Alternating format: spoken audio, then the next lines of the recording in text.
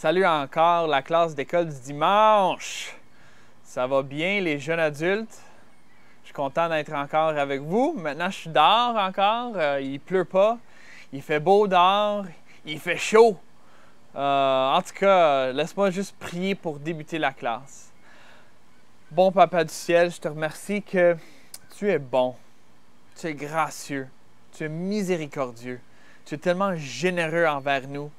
Merci pour le Canada, ce pays dans lequel nous vivons, où on a des étés chauds, on a les plus beaux automnes, des hivers froids avec la belle neige qui ont l'air de tout purifier, et le printemps. Ah, le doux printemps, avec toutes les fleurs qui ressortent. Merci pour ta grâce et pour la variété de vie que tu nous donnes ici au Québec. Amen. Bon, encore, je vais essayer de me rappeler de mettre mon adresse courriel en bas du vidéo. Vous pouvez m'envoyer vos requêtes de prière, commentaires, questions, quoi que ce soit. On continue notre étude en Jacques 1. On va faire versets 16 à 18. Laissez-moi juste lire un peu le chapitre 1 pour nous mettre en contexte, pour nous rappeler. Jacques, serviteur de Dieu et du Seigneur Jésus-Christ aux 12 tribus qui sont dans la dispersion, salut. Mes frères, regardez comme un sujet de joie complète les diverses épreuves auxquelles vous pouvez être exposés, sachant que l'épreuve de votre foi produit la patience. Mais il faut que la patience accomplisse parfaitement son œuvre afin que vous soyez parfaits et accomplis sans faillir en rien. Si quelqu'un d'entre vous manque de sagesse, qu'il la demande à Dieu qui donne à tout simplement et sans reproche, et elle lui sera donnée. Mais qu'il la demande avec foi, sans douter, car celui qui doute est semblable au flot de la mer, agité par le vent et poussé de côté et de l'autre. Qu'un tel homme ne s'imagine pas qu'il recevra quelque chose du Seigneur. C'est un homme irrésolu, inconstant dans toutes ses voies. Que le frère de condition humble se glorifie de son élévation, que le riche au contraire se glorifie de son humiliation, car il passera comme la fleur de l'herbe. Le soleil s'est levé avec sa chaleur ardente, il a desséché l'herbe, sa fleur est tombée, et la beauté de son aspect a disparu dans leur richesse. Ainsi le riche se flétrira dans ses entreprises. Heureux l'homme qui supporte patiemment la tentation, car après avoir été éprouvé, il recevra la couronne de vie que le Seigneur a promis à ceux qui l'aiment. Que personne, lorsqu'il est tenté, ne dise « C'est Dieu qui me tente », car Dieu ne peut être tenté par le mal, et il ne tente lui-même personne. Mais chacun est tenté quand il est attiré et amorcé par sa propre convoitise. Puis la convoitise, lorsqu'elle a conçu, enfante le péché, et le péché étant consommé produit la mort. Ne vous y trompez pas, mes frères bien-aimés. Toute grâce excellente et tout don parfait descend d'en haut du Père des Lumières, chez lequel il n'y a ni changement, ni ombre de variation. Il nous a engendrés selon sa volonté par la parole de vérité, afin que nous soyons en quelque sorte les prémices de ces créatures. Explorons ensemble comment l'Évangile rentre dans les versets 16 à 18. Ne vous y trompez pas, mes frères bien-aimés. Le fait qu'il nous avertit de ne pas y tromper, de ne pas être trompé, ça veut dire qu'on peut être trompé. Et on va explorer dans les prochains versets ce qui peut être l'erreur qu'on fait. Alors, ne vous y trompez pas, mes frères bien-aimés. Verset 17. Toute grâce excellente et tout don parfait descend d'en haut, du Père des Lumières, chez lequel il n'y a ni changement ni ombre de variation.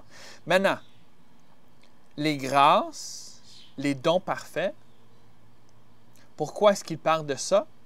Si nous retournons dans le verset 12, là, « Heureux l'homme qui supporte patiemment la tentation, car après il recevra la couronne de vie. » Hein? Ça, c'est pas un don. Ça, c'est pas une grâce. Je ne sais pas c'est quoi. Qui a été promis. OK? Si ça a été promis, ça veut dire que le Seigneur le donne. Le Seigneur l'a promis à ceux qui l'aiment.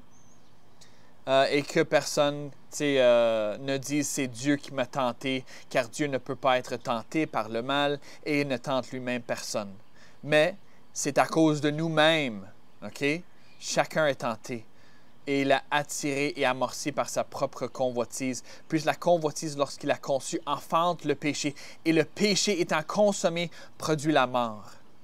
Alors, si nous suivons ici en verset 16, là, il dit « Ne vous y trompez pas, toute grâce excellente, tout don parfait descend d'en haut. » Alors, ça vient de Dieu, notre capacité d'être patient. En fait, c'est un fruit de l'Esprit. Il veut qu'on soit patient dans la tentation et il veut nous donner ce don parfait.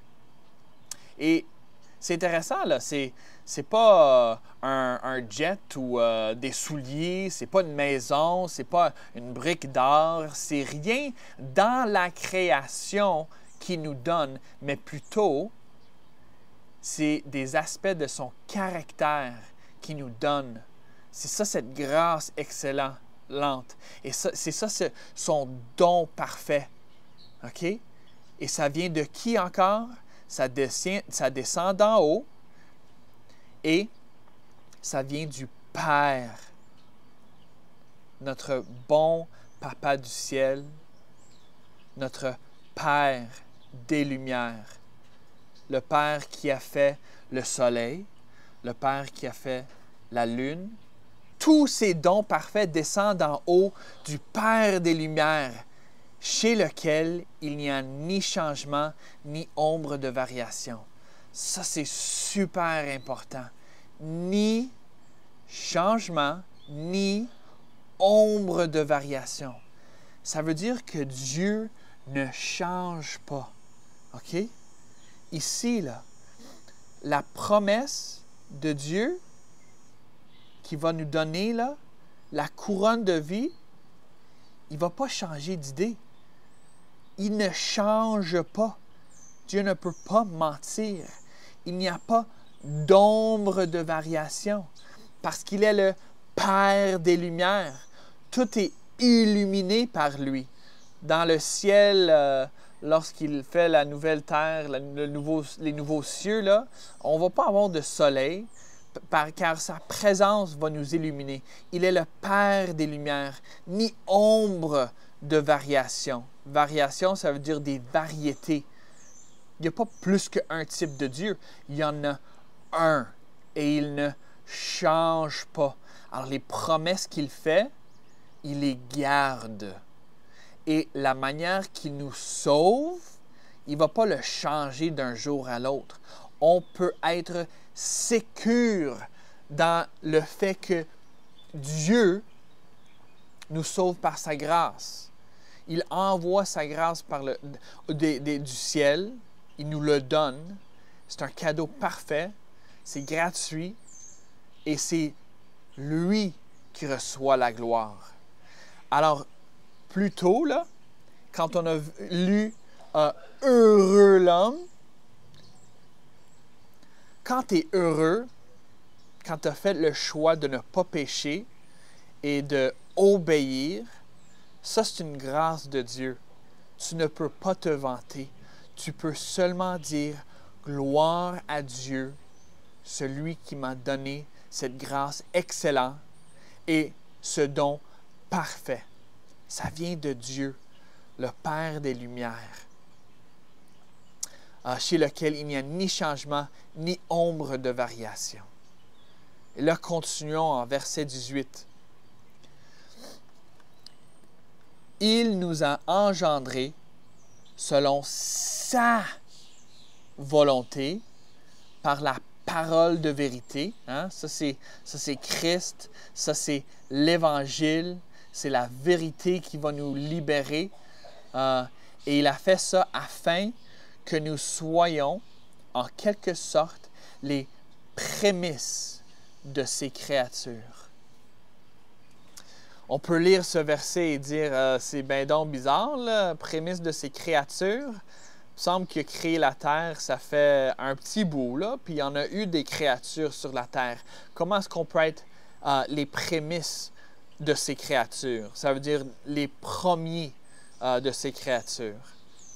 Jésus, quand il a prié que ton règne vienne. OK? Il y a comme deux royaumes. Et le royaume de Dieu, il s'en vient. Et il est déjà là. Il est déjà ici dans le fait que nous qui sommes sauvés, on fait partie de son royaume. Jésus-Christ est notre roi. Alors, dans ce royaume, le salut que nous avons à travers Jésus-Christ, cette grâce excellente, le don parfait, toute cette habilité de lui obéir, de lui aimer, de faire du bien, d'aimer nos prochains, d'aimer Dieu, tout ça qui vient de Dieu vient à ceux qui font partie de son royaume, ceux qui sont sauvés, qui sont nés de nouveau, nés dans son royaume, lavés par le Saint-Esprit. Et ceux dans ce nouveau royaume, ceux dans son royaume, on est comme des prémices de ces créatures, ces premiers créatures nouveaux. Car celui qui est chrétien, qui devient chrétien, c'est une nouvelle créature. Alors, c'est excitant. Cette partie de l'Évangile, le fait qu'on ne doit pas se tromper, c'est de penser que ça vient de nous. Alors, heureux l'homme qui est patient, ça ne vient pas de lui. Il ne doit pas se tromper et penser que c'est à cause de sa capacité de faire du bien.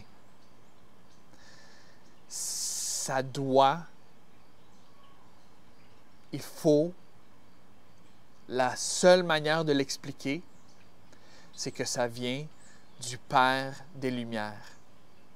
C'est une grâce. C'est quelque chose qu'on ne mérite pas. Premièrement, on ne mérite pas de, ici, connaître cette parole de vérité. Hein? Pourquoi est-ce que nous, on mérite avoir cette parole de vérité plus que quelqu'un d'autre qui ne croit pas? C'est une grâce. OK? Une grâce de Dieu qui te donne. Ne le gaspille pas en choisissant le péché. Choisis d'obéir. Et ce choix-là, le fait que tu es capable d'obéir, c'est une grâce excellente, un don parfait. Alors, quand ça, c'est la réalité, et quand on y pense, ceci, quand on le réfléchit, quand on réfléchit sur cette vérité, quand on va être patient, quand on va avoir la victoire sur le péché, hey, mes amis, j'ai beaucoup de camps, à ce moment-là, nous allons glorifier Dieu. C'est mon crayon sur l'écran. Nous allons glorifier Dieu, pas nous-mêmes. Dieu. Alors, cette semaine, j'espère que vous allez glorifier Dieu dans les bons choix que vous faisiez pour lui. Surtout après que vous avez prié pour de la sagesse et il te donne la sagesse. Alors, laisse-moi prier. Bon Papa du ciel, merci pour toute grâce excellente et tout don parfait qui descend d'en haut, qui descend de toi, le Père des Lumières. Merci que tu ne changes pas, tu n'as ni nombre de variations. Merci que tu nous as engendrés. Tu sais, on est nés de nouveau, là. Et que c'est selon ta volonté. Merci pour ta parole de vérité.